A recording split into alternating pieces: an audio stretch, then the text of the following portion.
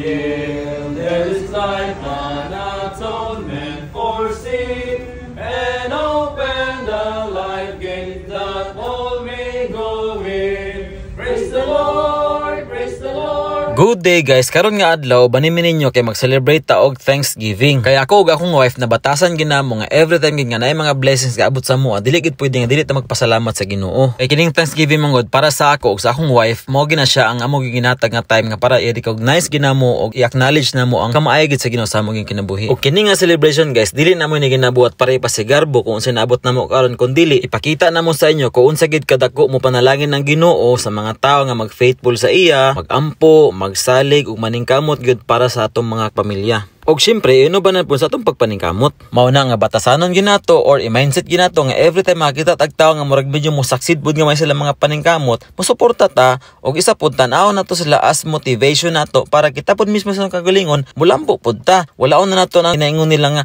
crab mentality nga natas Pilipinas. Wala na 2025 na karon. Tinuoran na ng pagbag-o nimo. Real talk ta diri. Aw. Bitaw guys, joke lang. Balik ta sa sinugdanan. Honestly bitaw guys, ginabuhat ginamo ni kay kapasalamat gid mi sa Ginoo kay unsa ra gud taon pud sa una. To be honest guys, ginabuhat ginamo ni kay kabulo gid mi nga ang Ginoo gid mag-bless sa mga tawo nga gapaningkamot gid pod. Dili magid pod ko makaingon nga successful na jud kay mi, pero kung i-compare na mo kinabuhi sa una og karon, na gid poy kalahian tugod na sa grasya gid sa Ginoo. Although bisag kapaningkamot lang ka, nagay mga tawo nga dili gid gyapon maayo ang tan-aw nila sa moa. Ug kana dili na nato na dapat i-mind. So ang ato na lang gid ang buhaton is focus sa atong mga goal, inubanan sa pagsalig sa Ginoo og atong i-desire gid is maging blessing kita sa mga tawo nga nasa tong palibot. So, to God be the glory. And by the way guys, isa po din sa mga napasalamatan kay nakauli na po ko sa Pilipinas. Ug mao po ni ang isa sa rason nga nung nagpa-Thanksgiving pod mi. Kay as we all know nga dili gid pod sayon ang maging OFW, so una nga magpasalamat kita sa Ginoo nga nakauli pa gid ta nga healthy and tagan na makauli nga tagan na ipon pero dahan ko sakit na. So salamat sa Ginoo kay ikauli ka po niya kumpleto, healthy o ang labaw sa tanan yun, kumpleto ang pamilya. Kay as well na nga pag OFW mo gagod, so kaya dito na kinagawin invitation yun.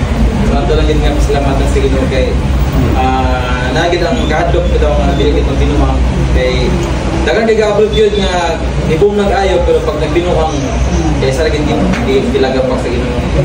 o di ba mura po tag speaker ani panahon na. Anyway guys, nagpa-Thanksgiving lagi mi kay nagpasalamat gid mi sa mga blessings gyud nga gihatag sa Ginoo. And ang pinaka-importante, i-announce nato sa inyo nga ang Malaybalay City branch nato ang atong new building or new learning center is located na siya sa St. Joseph Square in front of Land Bank beside sa Manginasal and taas sa Rojon. So dali lang nato siya matud-an kay nanay kita sa sentro, 40th Street, Malaybalay City, Bukidnon. So guys, sa tanan natong mga followers, friends, I am inviting you or informing you nga nanatay Korean Language Learning Center diri gid sa sentro gid sa Malaybalay City, Bukidnon. So tanan nga mga taga Bukidnon, particularly diri sa Malaybalay, so nanay kita sa sentro guys. So kung gaplano ka mag-abroad o wala pa kay idea kung asa pod nga country, so i-try pod ang South Korea kay nindot pod ang pasahod didto. So earn as much as 83 to 120,000 pesos or 130 depende sa palitan.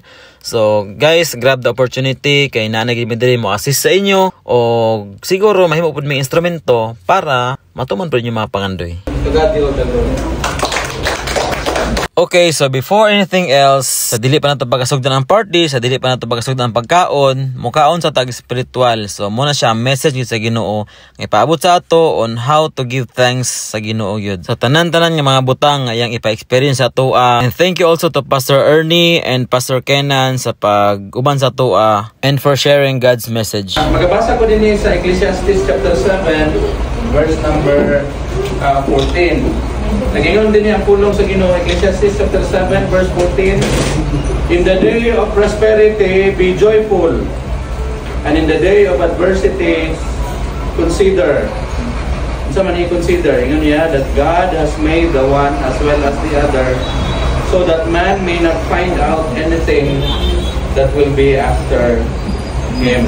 Thank you, Lord, for all you've done, for the dreams fulfilled and the battles won. In my heart I feel your light. Thank you, Lord, for this precious life.